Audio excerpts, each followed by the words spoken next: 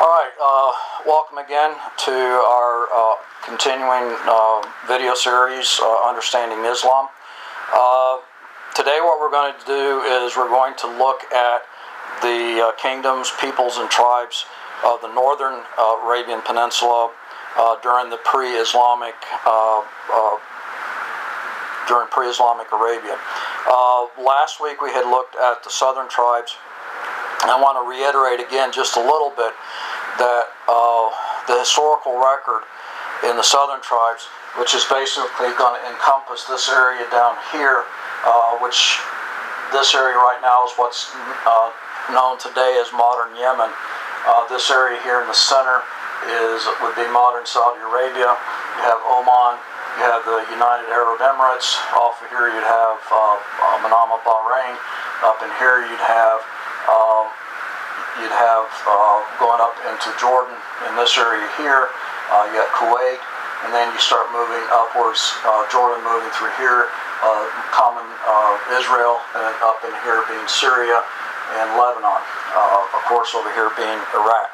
I wanted to do this today because I think drawing a map is going to be a little bit easier for you to understand the basic general area that we're going to be talking about. Again, last session when we talked about this, we talked about the majority of the Arabic history, particularly with Muhammad, being down here in Yemen, and also when we start moving up the coast a little bit to Mecca and also to Medina.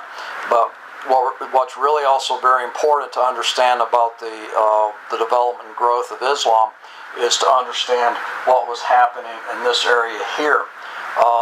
Today also, when we start talking about the northern tribes and influences, and we start talking about these influences upon Islam, there's going to be a couple of names that are going to pop up that we've talked about in the past. So having said that, let's go ahead and get started. The first kingdom that we're going to talk about is the kingdom of Kedar, which is basically the 8th century before the Christian era up until about the 2nd century of the Christian era. While this was a mostly nomadic Arab tribal alliance, this was the most organized of the northern Arabian tribes. At the zenith of their power, which was approximately the 6th century before Christ, or before the Christian era, the kingdom of Kedar controlled an area that stretched from the Persian Gulf to the Sinai Peninsula, which would be over here. So you're talking about across this northern area here, and then going north from up into close up in this general area right in here. So we're looking at Kedar being basically right here.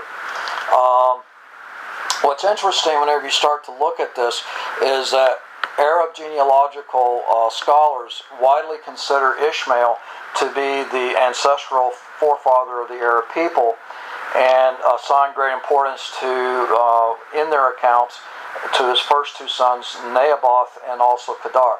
Now, if you've been listening to this series, we've talked about some of the issues in previous sessions about trying to identify Ishmael as being the father of the Arabs, and we've gone into quite length about how that there's a lot of historical evidence to indicate that Ishmael is not the father of the Arabs. As a matter of fact, that he supposedly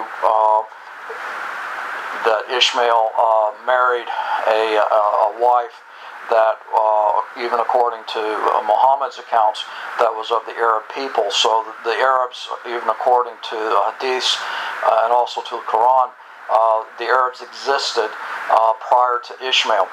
But be that as it may, some of the Arab historians, genealogical historians, try to identify that the Arabs come from either one of his first two sons, Naboth or Kedar. When these genealogical scholars start bringing it down to the genealogy of Muhammad, they usually say that he came from either one of these two sons, and this originating son varies depending upon who the scholar is. And so there's some conflict as far as that is concerned. When we actually start getting much more closely into the study of Muhammad and Muhammad's genealogy, we're going to address this much more in depth. But for right now, we're just going to kind of leave it at that, saying that it's either Naboth or Kedar. Also, these genealogical historians will point to the biblical record to show that the Kedarites are part of this historical record, and they are mentioned in Genesis chapter. They're mentioned in Genesis chapter 25, in verse 13, and also in 1 Chronicles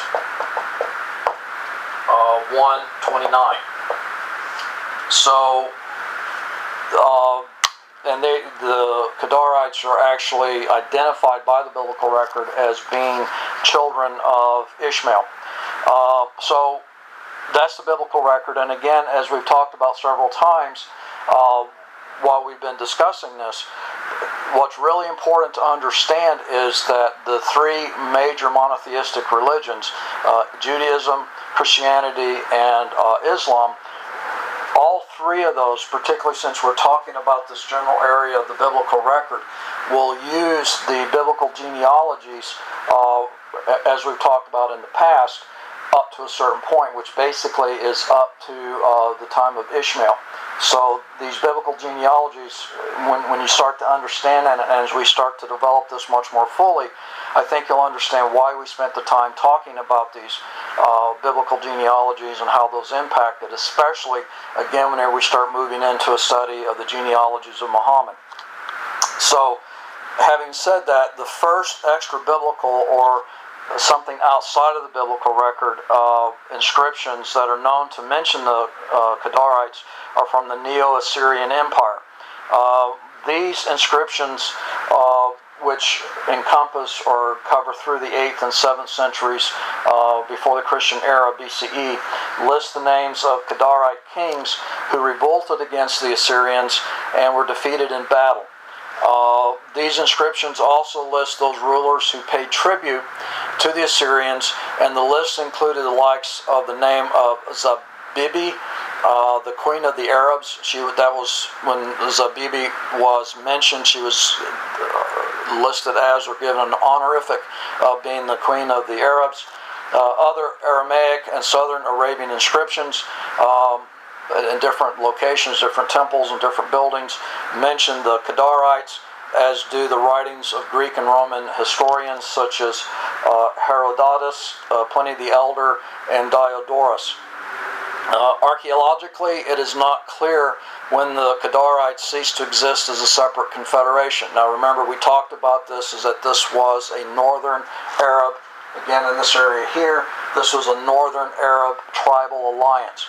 It's very similar to what we talked about in the last session when we talked about how the southern Arab tribes were organized with the family being the basic foundational stone or cornerstone of the tribe, and that the tribe basically were a collection of families or very closely associated families, usually through marriage, and that's the basic. The tribal alliance is basically an association of families.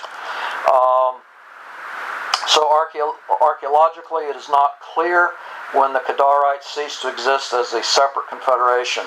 While they were a separate kingdom that was allied with the Nabateans, which we're going to talk about in just a minute, it is very likely that they were absorbed as a group into the Nabatean kingdom about the 2nd century of the Christian era.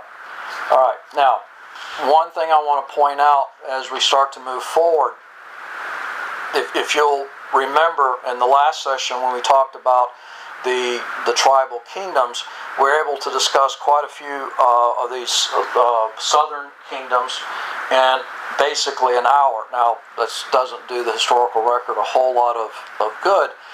to be able to take so many thousands of years of history and compress it into an hour. But the reality of the situation is, as we talked about last week, there is a very dearth of available records to be able to talk about their history. So when I gave you the history last week, even though it was kind of skeletal, kind of a bare bones approach, there really wasn't a whole lot of history to talk about. What you're going to notice differently between the discussion of these southern tribes and these southern kingdoms as opposed to the northern kingdoms is that we're going to be spending a lot more time talking about these separate individual kingdoms. There's a reason for that. The reason is that there's much more of a historical record to talk about. One of the things that's going to become very clear is when you start looking at this area here, especially whenever you start talking about Greek and Roman, even the biblical record, and even some Egyptian records. It's going to be easier to talk about this just simply because of the location being closer to the Mediterranean Sea, which is going to be much closer to the sphere of influence of the Greeks and also the Romans. So understand that we're going to be able to talk about a lot more information on these northern kingdoms than what we would about the southern kingdoms. So just please understand that. The next group that we want to look at are the Achaemenids in northern Arabia. Now, the Achaemenid Empire refers to the first Persian empire that was formed by Cyrus the Great after the overthrow of the Median Empire. If you are familiar with the Bible, it talks about the empire of the Medes and the Persians. So the Medes actually preceded the Persian Empire. The first Persian Empire formed by Cyrus the Great overcame the Medes, and together they formed the Greek Persian Medo-Persian Empire. Achaemenid Arabia identifies the region that lies between Egypt here and Mesopotamia, which whenever you look over here, what's going to be really important we're going to talk about is the movement of the Tigris and Euphrates rivers, which come down to the head of the Persian Gulf. Now, having said that, if you're talking to a modern day Arab, particularly a Saudi, this is not known as the Persian Gulf. This is the Arabian Gulf because of the conflict that has been between Saudi Arabia and Old Persia, or what's now Iran. So we'll go ahead and continue to call this the Persian Gulf, but please understand that if you are talking to a Saudi, they're going to call this area the Arabian Gulf. So anyway, the Achaemenid Empire was formed, lays in this region between Egypt and Mesopotamia. So this is the whole stretch right through here. Okay. This area was later known by the Romans as Arabia Petraea or Provincia Arabia. Herodotus states that Cambyses, the father of Cyrus the Great, attacked Egypt in about 525 before the Christian era. While Cambyses did not subjugate the Arabs, residing with this area, within this region, Cambyses' successor, Darius the Great, makes no mention of the resident Arab tribes in the Behistun inscription, which was written to detail the first few years of his reign. However, he does mention these tribes in later documents. The timeline as identified within these texts would appear to be indicative of Darius being the conqueror of the region, not Cambyses. The historical record doesn't appear to indicate that the Arabs were direct subjects to the Achaemenids, as there is no evidence of them requiring to pay taxation on their income. However, what the text of the inscription seem to indicate is that these Arabian tribes in this area up through here, basically, which would have been the remnants probably of Kedar, the northern alliance of Arabs, they were required to pay a flat annual fee of about 1,000 talents of frankincense. These Arabs also assisted the Achaemenids in their invasion of Egypt by providing water to the Achaemenids' armies transiting the Arabian Desert.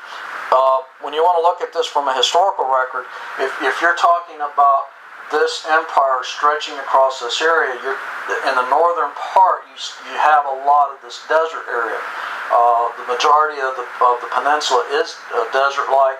You have a few water holes, as we talked about when we talked about the southern kingdoms, but the majority of this is desert. So if you are an invading army that is attempting to move into Egypt, having these people to provide your armies with water and other supplies becomes tremendously important, because otherwise you'd have to make a hook up along the Mediterranean Sea to come down through here, where that would make it much easier just to move across this. So these northern Arabian tribes provided a very important facility or service to the Achaemenid tribes just by providing these the invading armies the water and other foodstuffs. All right, for those of you who are following on YouTube, we're going to stop at this point. Those of you who are interested in listening to the rest of the discussion, please come to halcyonyapublishing.com, where you'll be able to see these the rest of the presentation for today. Also, again, I want to say that if you are interested in getting the book Islam: The Way of Submission, this book describes a lot of these Arabic phrases and terminology, and hopefully is a little bit more illuminating than the conversation that we're able to talk about here. So I would encourage you to purchase Islam: The Way of Submission. It's available again on the website halcyonyapublishing.com, as well as being available on Kindle, and would encourage you to look at purchasing that. So anyway, take care, and those of you who are watching on YouTube, we'll see you again next